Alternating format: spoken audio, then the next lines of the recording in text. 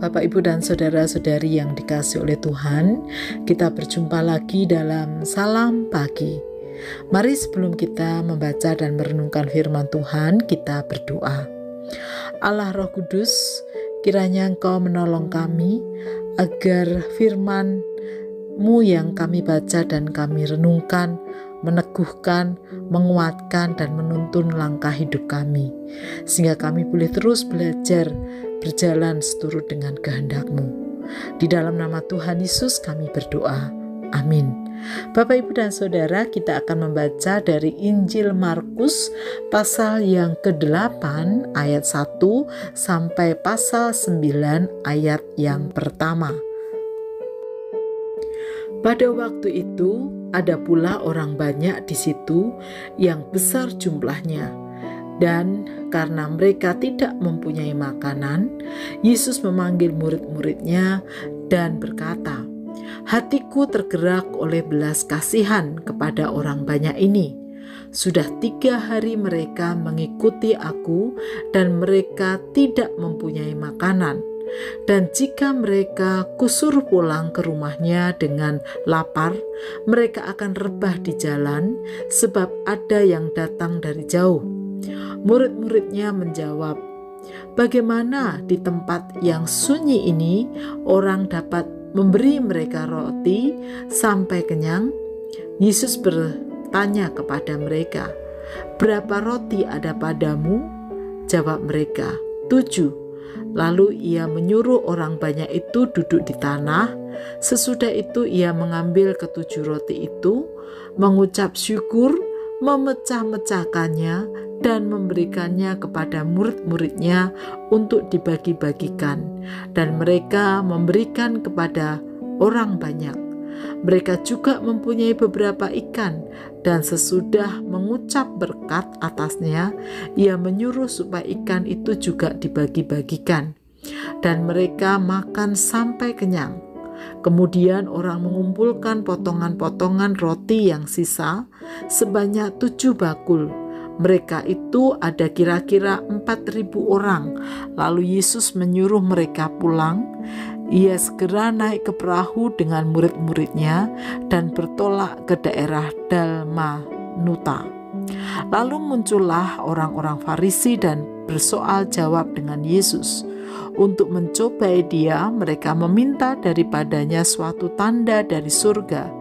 Maka mengeluhlah ia dalam hatinya dan berkata, "Mengapa angkatan ini meminta tanda? Aku berkata kepadamu, sesungguhnya kepada angkatan ini sekali-kali tidak akan diberi tanda." Ia meninggalkan mereka, ia naik pula ke perahu dan bertolak ke seberang. Kemudian ternyata murid-murid Yesus lupa membawa roti, hanya sebuah saja yang ada pada mereka dalam perahu. Lalu Yesus memperingatkan mereka, katanya, "Berjaga-jagalah dan awaslah terhadap ragi orang Farisi dan ragi Herodes." Maka mereka berpikir-pikir dan seorang berkata kepada yang lain, "Itu dikatakannya karena kita tidak mempunyai roti." Dan ketika Yesus mengetahui apa yang mereka perbincangkan, ia berkata, "Mengapa kamu memperbincangkan soal tidak ada roti? Belum jugakah kamu faham dan mengerti? Telah degilkah hatimu? Kamu mempunyai mata, tidakkah kamu melihat? Dan kamu mempunyai telinga, tidakkah kamu mendengar? Tidakkah kamu ingat lagi pada waktu aku memecah-mecahkan 5 roti dan 5 untuk 5.000 orang itu? Berapa bakul penuh potongan-potongan roti kamu kumpulkan?" Jawab mereka, 12 bakul. "Dan pada waktu 7 roti untuk 4.000 orang itu, berapa bakul penuh potongan-potongan roti kamu kumpulkan?" Jawab mereka, 7 bakul. Lalu katanya kepada mereka, "Masihkah kamu belum mengerti?" Kemudian tibalah Yesus dan murid-muridnya di Betsaida. Di situ orang membawa kepada Yesus seorang buta, dan mereka memohon kepadanya supaya ia menjamah dia. Yesus memegang tangan orang buta itu dan membawa dia keluar kampung. Lalu ia meludahi mata orang itu dan meletakkannya atasnya dan bertanya, "Sudahkah kau lihat sesuatu?" Orang itu memandang ke depan lalu berkata, "Aku melihat orang, sebab melihat mereka berjalan-jalan, tetapi tampaknya seperti pohon-pohon." Yesus meletakkan lagi tangannya pada mata orang itu. Maka orang itu sungguh-sungguh melihat dan telah sembuh, sehingga ia dapat melihat segala sesuatu dengan jelas. Sesudah itu Yesus menyuruh dia pulang ke rumahnya dan berkata, "Jangan masuk ke kampung." Kemudian Yesus beserta murid-muridnya berangkat ke kampung-kampung di sekitar Kaisarea Filipi. Di tengah jalan ia bertanya kepada murid-muridnya, katanya, "Kata orang, siapakah aku ini?" Jawab mereka, "Ada yang mengatakan Yohanes Pembaptis, ada juga yang mengatakan Elia, ada pula yang mengatakan seorang dari para nabi." Ia bertanya kepada mereka, "Tetapi apa katamu? Siapakah aku ini?" Maka jawab Petrus, "Engkau adalah Mesias." Lalu Yesus melarang mereka dengan keras supaya jangan memberitahukan kepada siapapun tentang Dia. Kemudian mulailah Yesus mengajarkan kepada mereka bahwa Anak Manusia harus menanggung banyak penderitaan dan ditolak oleh tua-tua, imam-imam kepala, dan ahli-ahli Taurat, lalu dibunuh dan bangkit sesudah 3 hari. Hal ini dikatakannya dengan terus terang. Tetapi Petrus menarik Yesus ke samping dan menegur dia.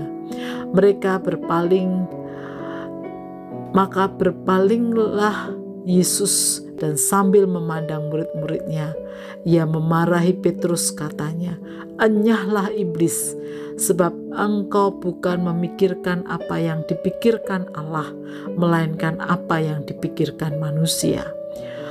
Lalu Yesus memanggil orang banyak dan murid-muridnya dan berkata kepada mereka, "Setiap orang yang mau mengikut aku, ia harus menyangkal dirinya, memikul salibnya dan mengikut aku. Karena siapa yang mau menyelamatkan nyawanya, ia akan kehilangan nyawanya. Tetapi barang siapa kehilangan nyawanya karena aku dan karena Injil, ia akan menyelamatkannya. Apa gunanya seorang memperoleh seluruh dunia tetapi ia kehilangan nyawanya? Karena apakah yang dapat diberikannya sebagai ganti nyawanya? Sebab barang siapa malu karena aku dan karena perkataanku di tengah-tengah angkatan yang tidak setia dan berdosa ini, Anak Manusia pun akan malu karena orang itu apabila ia datang kelak dalam kemuliaan Bapanya, diiringi malaikat-malaikat kudus. Katanya lagi kepada mereka, "Aku berkata kepadamu, sesungguhnya di antara orang yang hadir di sini ada yang tidak akan mati sebelum mereka melihat bahwa kerajaan Allah telah datang dengan kuasa." Bapak, Ibu, dan Saudara yang dikasihi oleh Tuhan, ada satu perikop yang hendak saya ajak Bapak, Ibu, dan saudara-saudari merefleksikannya, yaitu khususnya di pasal ayat yang ke-14 sampai 21. Di sini dikatakan atau diceritakan ketika murid-murid naik perahu untuk melanjutkan perjalanan bersama Tuhan Yesus, mereka lupa membawa roti yang cukup untuk persediaan, melainkan hanya 1.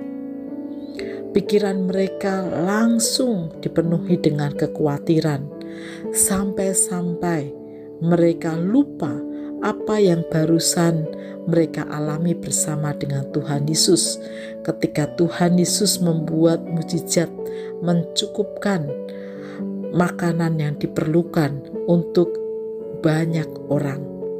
Bahkan Karena kekhawatirannya itulah mereka juga gagal paham tentang apa yang Tuhan bicarakan tentang ragi orang Farisi dan ragi Herodes. Sampai akhirnya Tuhan Yesus menegur mereka. Bapak, Ibu, dan Saudara yang dikasihi oleh Tuhan, siapa yang tidak pernah khawatir? Pasti setiap kita pernah mengalaminya, apalagi jika diperhadapkan dengan kebutuhan hidup. Namun melalui perikop ini kita diingatkan bahwa jangan sampai kekhawatiran itu membuat kita lupa terhadap apa yang sudah Tuhan buat atas hidup kita, apa yang sudah Tuhan kerjakan dalam hidup kita. Jangan sampai pula kekhawatiran itu membuat kita gagal memahami kehendak Tuhan. Supaya iman kita terus kuat di tengah segala kekhawatiran yang ada, bahkan iman kita mengalahkan segala kekhawatiran yang ada, sehingga kita boleh merasakan, mengalami mujizat Allah dan tetap dimampukan untuk hidup seturut dengan kehendak Tuhan. Mari kita berdoa. Tuhan Yesus, ampuni kami jika kadang kami menyerah pada kekhawatiran yang kami alami. Ampuni kami Tuhan, dan melalui firman-Mu hari ini kami boleh diingatkan bahwa di tengah segala kekhawatiran yang kami alami, kami tidak boleh lupa bahwa kami memiliki Tuhan Yesus yang sudah dan akan terus bekerja, menolong, memberkati, dan menyertai kami. Dan ingatkan kami agar di tengah segala kekhawatiran yang ada, kami terus belajar untuk memahami kehendak Tuhan atas hidup kami, sehingga pada akhirnya imanlah yang menang di atas segala kekhawatiran yang kami hadapi, karena kami memiliki Tuhan Yesus yang berkuasa, yang sanggup memberkati dan menyertai kami. Di dalam nama Tuhan Yesus kami berdoa. Amin.